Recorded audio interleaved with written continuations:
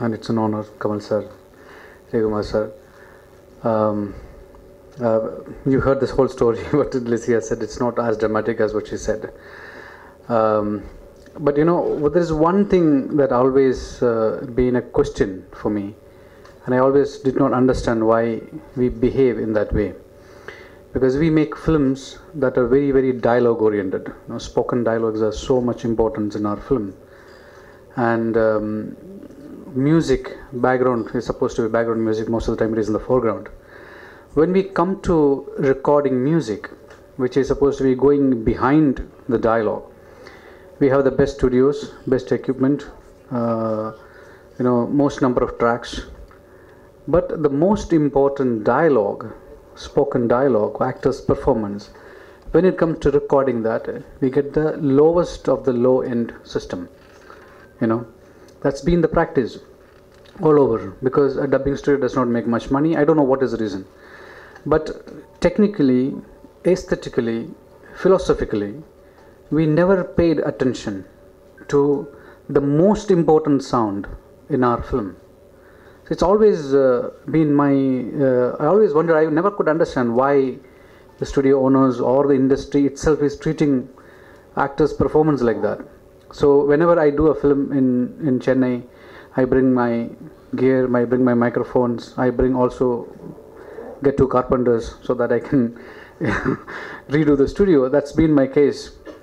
So when Lissy asked me, I thought this is an opportunity for me to do justice to actors' performance.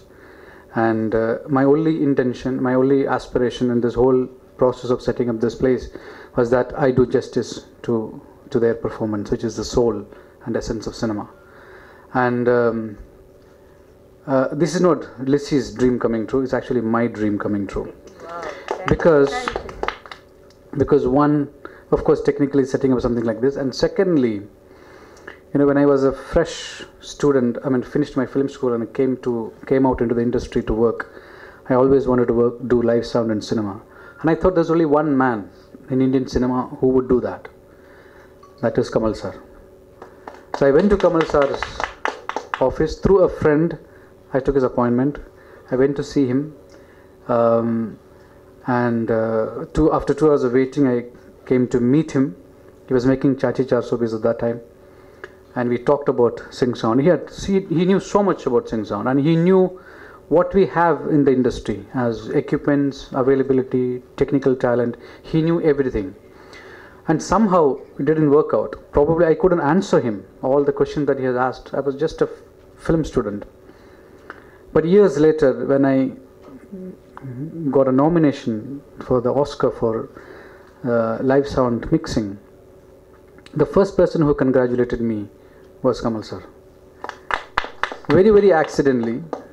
And I told him, you remember 14 years ago I came to your office and I met you. This is that man, that boy. He was speechless. And later, much later on, very, very gracious of him, very, very lovable, you know, father-like figure. Much later in an award function,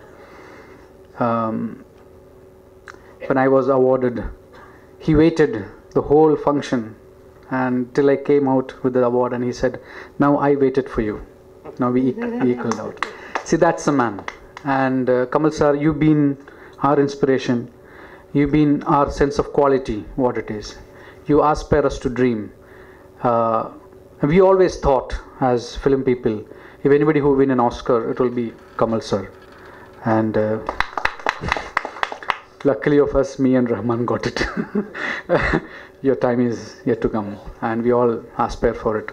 And you've been an epitome of our dream and aspirations. And even though till today I couldn't work a film with him, which I'm aspiring to, today I go to record him. So for me, that's a dream fulfilling moment. Thank you for Lissy giving me that opportunity. Thank you everybody, and thank you sir.